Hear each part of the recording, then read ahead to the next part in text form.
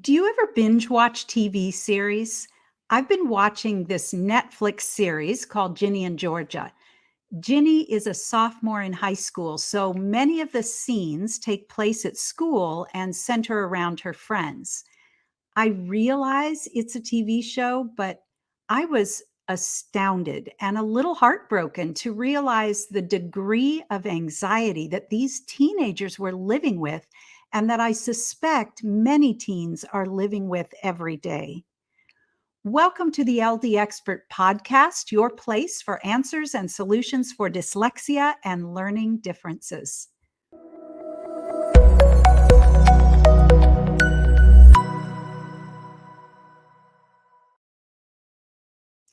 Today, we're discussing a very important topic, teen anxiety. We'll look at what's happening in the body and brain when we feel anxious and some tools for helping teens feel calmer and more in control of their daily lives. I'm your host, Jill Stowell, founder and executive director of Stowell Learning Centers and author of Take the Stone Out of the Shoe, a must-have guide to understanding, supporting, and correcting dyslexia, learning, and attention challenges. My guest today is licensed marriage and family therapist Jamie Roberts. I met Jamie in 2017 when she was finishing her internship and licensing. And even then, she was a wonderful resource for us at the learning centers and very passionate about helping teens struggling with anxiety. Jamie is the founder of Equilibrium Counseling Services, a teen and young adult mental health center in Southern California. ECS is a place where all identities and brains are celebrated with the goal of building confidence in identity and reducing symptoms of depression and anxiety. Welcome, Jamie. I'm so glad to have you join us today. Thank you for having me, Jill. I'm excited to be here, and thank you, Stowell Learning Center. It's always been a great resource for me. Well, I got an opportunity to read your book. I love it, and we're going to be talking about that. It seems like teen anxiety has always been an important focus for you. Mm-hmm. If you don't mind my asking, what's the story behind that? Teens are my passion. I get so excited working with teens, so I love being here and you asking that great question. The guiding point for my work and my practice and my passion is to become the person I needed when I was younger.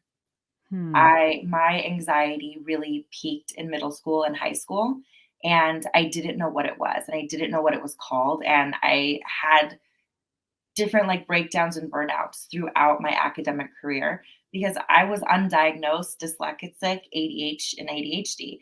So there were a lot of hurdles I was going through that I was unaware of, but I felt the emotional and mental health toll. So what did I do? I went and studied psychology. I went to college for psychology. I got my master's in clinical psychology, wanting to figure out the human brain and why different people struggle for different reasons and how to alleviate that stress and the anxiety impact.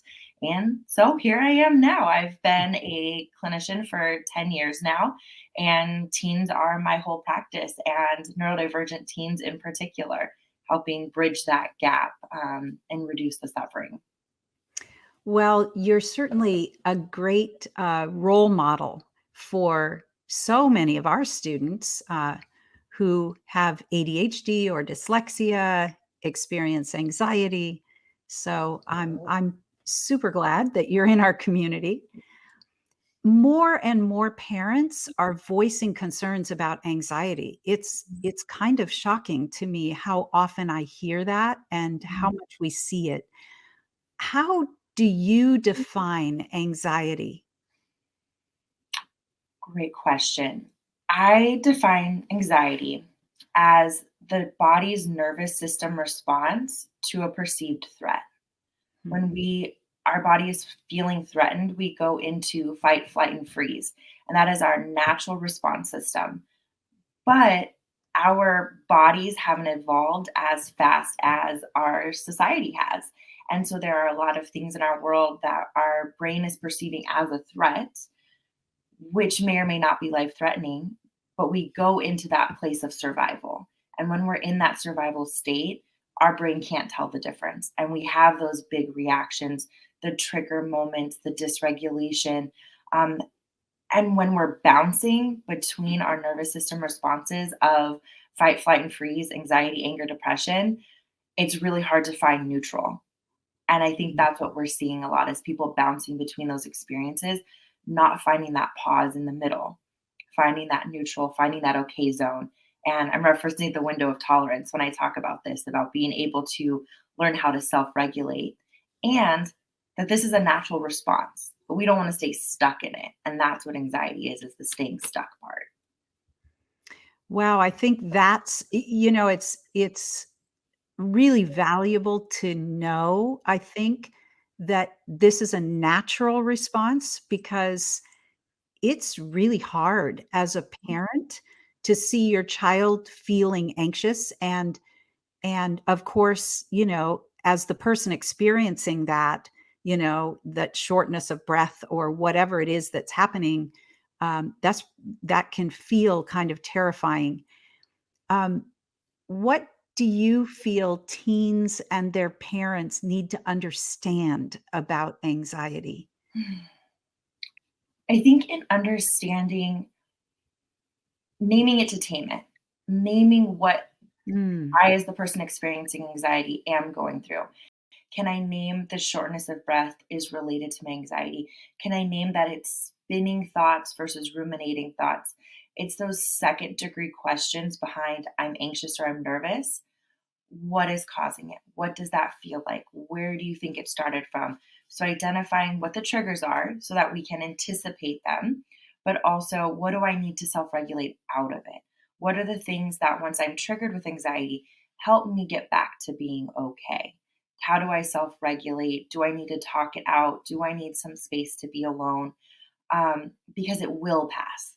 Because every time you've had anxiety or a panic attack, it has passed. In that moment, it sure does feel awful and like it's never going to end. But every time it has happened, it has ended. So knowing that there is relief in sight, even though it may come back again. yeah. You said something there that I would just love some clarification on. You said spinning thoughts versus ruminating thoughts. Mhm. And I know we've had some students that have really been concerned about what I would call ruminating thoughts. Can you just talk a little bit about the difference between those? Sure. So I think of them as ruminating thoughts as getting stuck on one thought. I'm going to fail the test. I'm going to fail the test. I'm not ready for the test. The test is really going to get me. It's going to, the test is the issue. Versus spiraling thoughts would be, I'm not prepared for the test. The test is going to be so hard. It's going to mess up my whole GPA and I'm Mm, not going to be any good. And all of my friends are going to think I'm dumb. And then I'm not going to have any friends. And then, like, I'm going to be depressed my entire life. And I also think there are like bouncing thoughts about, well, I have the test here, but what about science? But what about this? But I have practice over here. And it's shifting from different topics, but the anxiety is still present. and so with anxiety, it almost sounds like it's overwhelm. Hmm. Uh, all of those things you're describing feel Hmm. like everything's overwhelming. Yeah. In Can your also be book. like overstimulation. I'm Oh, yeah. overwhelmed by being overstimulated. There's clicking over here, the lights are too bright over there. I'm trying to remember what I learned at my Stowell Learning Center, what those resources were, but trying to remember what the teacher said can all be flooding in at once and create that overwhelm. Mhm. In your book, Mindfulness for Teen Anxiety, you quote Dr. David, or Dr. Dan Siegel. David D. Burns, Oh, David G. Burns, yes. yes, MD, as saying, "The moment you have certain thoughts and believe it, you will experience an immediate emotional response. Your thoughts actually create emotion." We work with amazing kids of all ages, but until their struggles with learning are reduced or eliminated, they can really suffer while they're going to school. They often beat themselves up with negative thoughts, just like you were saying, and frustrations around their learning difficulties. So, I would love for you to talk a little bit about how our self talk and thoughts impact us. Our internal voice, which most of us have, not everybody, is that soundtrack we have through the day. It's the words we hear most consistently. And what we focus on is what grows. And evolutionarily, when we were surviving outside, we were focused on what's gonna kill me, what's gonna take me out. So I can keep track of that versus keeping track of the safe things. Because if I know what's dangerous, I know everything else is safe. And our brains are still doing it. It's looking for what's a threat to me and keeping tabs on all the threats as opposed to seeking safety or seeking that neutral. And so some of that is the brain switch from the negative self-talk to some of the positive, more neutral self-talk of I'm okay here. This is safe. This person is okay. This situation isn't going to put me in danger. And so with my clients, I talk about my brain is storytelling.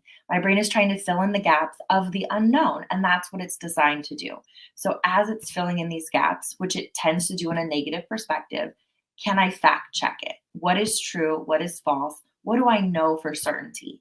And if I don't know it for certainty, either I set it aside because it's not real yet, or I seek more clarification.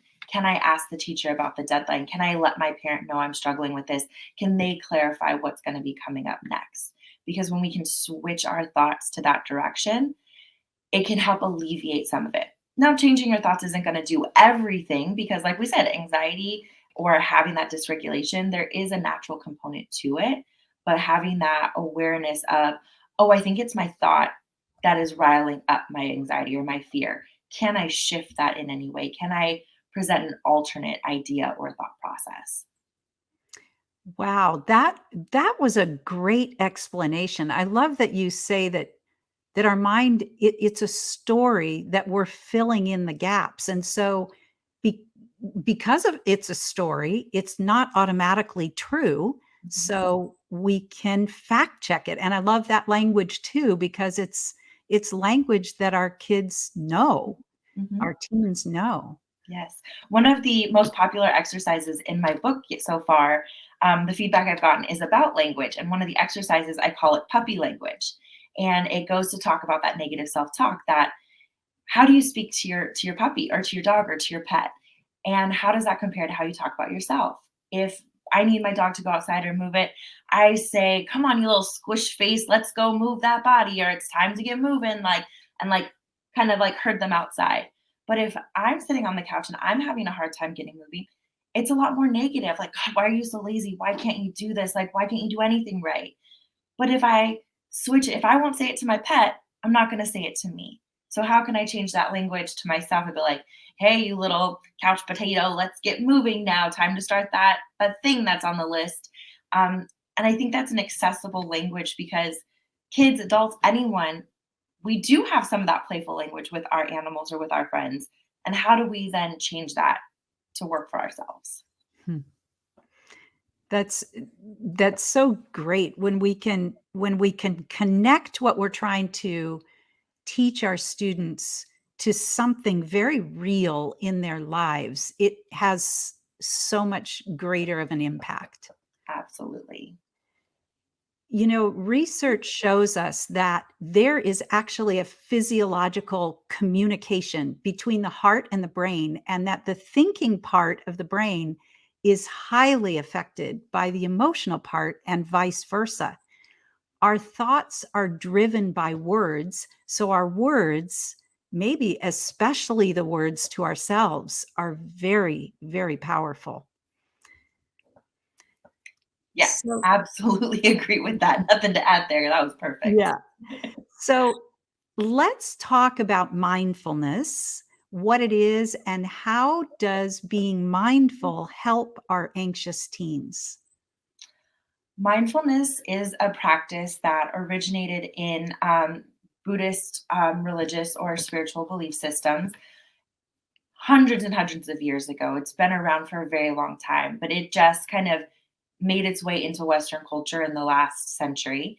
And mindfulness is the practice of being present in this current moment, learning how to slow down, how to become aware of your surroundings as well as your internal experience. Our world is so fast paced and moving and so much external input and stimuli that to be able to slow down and take notice around us is what allows us to breathe and slow down and make informed choices about our next actions as opposed to triggered responses. And so mindfulness can look a lot of different ways between being a mindset, between being a spiritual practice, between being a clinical intervention with specific coping skills that can help reduce some of the stress and getting through different moments. And I believe that mindfulness is something that is practiced throughout the whole day, not just once I'm anxious or on the weekends or when I have time, but it's intentional throughout the day of being intentional about how my body is moving. Am I regulating or am I nervous? How the space I have in front of me, if I have my water bottle present, so that I can be comfortable throughout the day without having any of the negativity or the anxiety build up. And that's really how our brain repatterns, how that neuroplasticity happens is when we do it repeatedly. So if we're aware all day long, then we're much more quickly going to be able to get to that state for ourselves. Absolutely. I give the example of like a teapot boiling and then Mhm. screams once it's ready or once it's too hot, of working with kids of how to kind of keep a Mm. pulse on where you are. So it doesn't get to the point that I'm screaming or I'm exploding, but how do I check in with myself throughout the day? Do I need to take a break? Do I need to step away? Do I need another resource before it boils over? We started using mindfulness as a part of our attention focused training because that really requires awareness. Mhm. And I love what you said about it being not just present in the external moment, but also internally, what your internal responses are, because then it really is taking you away from those spiraling thoughts, and I can see how it would just be an incredible tool for managing anxiety. Absolutely. You can use the body when the thoughts are spinning. And so redirecting back into, is there a safe spot on my body? Is there a calm or a neutral spot on my body? Can I focus on my left big toe because it's actually okay right now? But my thoughts are going really fast and I'm going to slow it down by just moving and wiggling and focusing on my toe, and then doing a body scan all the way up, and it can be flexing and releasing or tensing and releasing your muscles or adjusting your body and bringing the awareness back in here, and then also starting to name what emotions I'm feeling.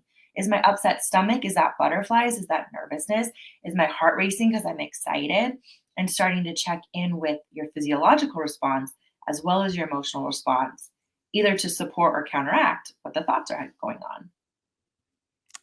And it just listening to that, I can see how that would give teens a feeling of so much more control. Mhm. Yes, there is so much Yeah, out of a teen's control in right. their daily life and their overall life of what can I do? I can control my body. And we want to spin that in a positive self-care way because it can very easily go in a negative way about, well, my body's the only thing I control. There can be some less supportive or maladaptive ways that we cope with that. And we want to spin it in a way of like, how can I support myself? How can I heal Mhm. myself? What is my body needing so I can provide that? Wow. Yes. In your book, you have 7 pillars of mindfulness in order to make it really meaningful. Mhm. Can you run through those for us? Sure. The 7 pillars of mindfulness are non judging. So, just noticing what's going on through your brain or just noticing what your body is feeling, as opposed to judging, why am I feeling this? It's more, okay, I am. Having patience, that this is an ongoing practice, that it's not going to happen immediately. And I'm going to learn to sit with some of this uncertainty. There's also the beginner's mind, which is being a beginner, and that's okay, and being in the learning space and taking in more information that we may never master it because we're always an eternal learner. Hmm. There's also trust, trusting yourself, trusting your body, trusting your experience and the people around you to move through this. Non striving, that there isn't a particular or perfect or correct outcome. It is just to be. And whatever to be is for you in that moment, in that situation. The sixth is acceptance, accepting what is around us, accepting our experience. And that doesn't mean that we have to accept suffering or accept something that's difficult, but accepting that this is where I am right now. And there may be things I want to change or improve moving forward. But if I reject my current experience, I'm not being mindful of where I am right now. And then there's also the seventh is letting go of what doesn't serve me, letting go of maybe woulda, coulda, shouldas, and letting go of some of the expectations that may be unrealistic and embracing yourself. Well, that is fantastic. I keep referencing your book, and it is called Mindfulness for Teen Anxiety, A Practical Guide to Manage Stress, Ease Worry, and Find Calm. It is really a wonderful book. And you have so many strategies in it for helping teens learn to be mindful. And you've talked about some. What are a couple of your favorites? Hmm. I mean, puppy language is definitely my favorite. I also very, very commonly reference body scans. So that is literally just scanning up and down your body and checking where you are and identifying what you're feeling. I think that is a very common, very fast, very easy one to be able to do no matter where you are, and nobody outside of you knows that's what you're doing. Um, I love using the five senses, because that can help regulate the body as well and distract the mind. So, sight, sound, touch, taste. And I just lost the fifth one in my head. But using those, and a lot of the times I use my fidgets with that, using cold water, noticing what's around me, listening to any sounds. And I think that's everyone knows the five senses. Everybody can count them out. You can look around, and there's always something within reach, within sight, within hearing to be able to use that as a regulation. So, so just focusing on what do I see? What do I hear? What do Mhm, I feel? What do I taste? mhm, Um, what do I smell? mhm. 'Cause those can And be resets to the nervous system, right? Like, if I'm kind of dysregulated, I'm starting to panic, and I take a big gulp of cold water, and I notice the taste, or I notice the temperature on my tongue and the swallowing and how my body, it can help reset the body, reset the nervous system to back to baseline, and a lot of right. the other senses can do that as well. Right, and that is that word reset, I mean, that is exactly what needs to happen. Sometimes something is happening and you just feel like it's gonna go on forever, Mhm, and we just need a little reset, like a switch, mhm. and now you can start to move out of that. Yes, So absolutely. Absolutely. Everything can start over. I can start over in 30 seconds, 1 minute, 5 minutes, an hour, tomorrow. We don't have to wait until Monday to start a new plan or wait till the weekend to practice. Okay, maybe I had a reaction, a big reaction right now, and I can reset and start again 1 minute later. perfect. Well, thank you so much for sharing these things with our listeners. I really want to encourage teens and parents of teens to get a copy of Jamie's book, Mindfulness for Teen Anxiety, a practical guide to managing stress, ease worry, and find calm. It's written for teens in a format and style that they'll really connect to and not feel overwhelmed by, which I think is really important. So, Jamie, where can they get a copy? I also really like that it's colorful on the inside. It really grabs the eye and stays engaged, and you can write right in the book and do the exercises right away. You can find the book Amazon, Target, Barnes and Noble. You can also purchase directly from me on my website, equilibriumcs.com. And when I send them out, I sign all of the copies. So whatever is an easiest way for you to get a hold of it, it is available. I believe it's free on Kindle also through Amazon. Great. Well, we will put a link in the show notes so people can be sure to get that. As we work with students of any age, but particularly adolescents and teens, we know that we have to get buy-in and that it has to feel relevant to them right now, so that we always want to make them a part of the process of what we're going after and why and how that's working in their brain. And what do you feel is the most important thing in getting teen buy-in?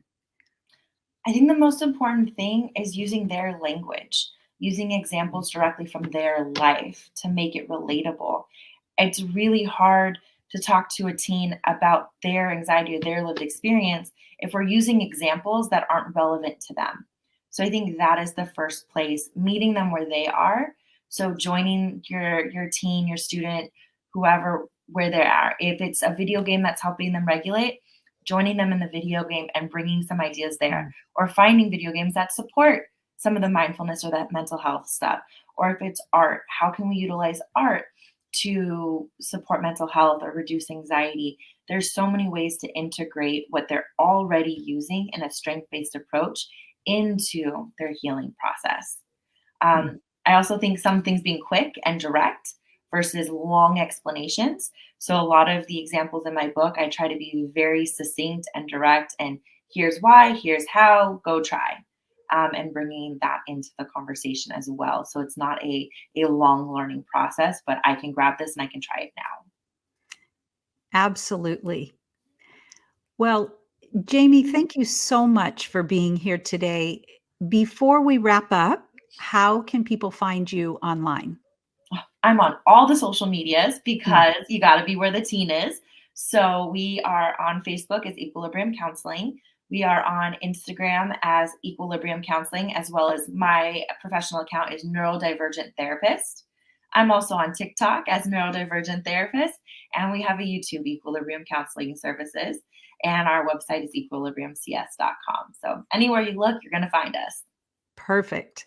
Well, it sounds it sounds like something that is amazing for teens, and unfortunately, I think there's a huge, huge need for you.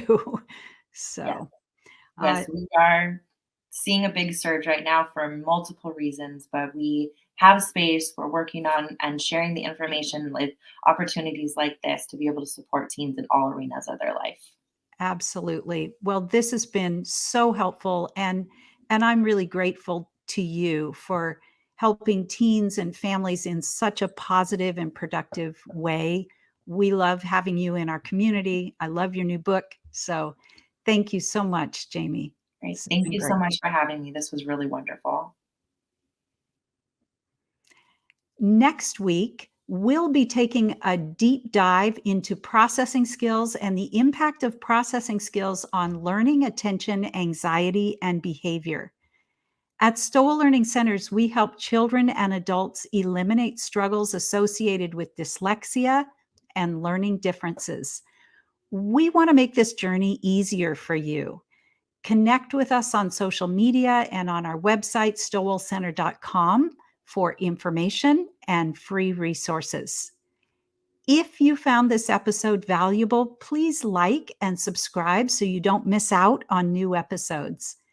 The struggles associated with dyslexia and learning differences can be eliminated. Please help us get the word out by leaving a 5-star review. Let's change the narrative together.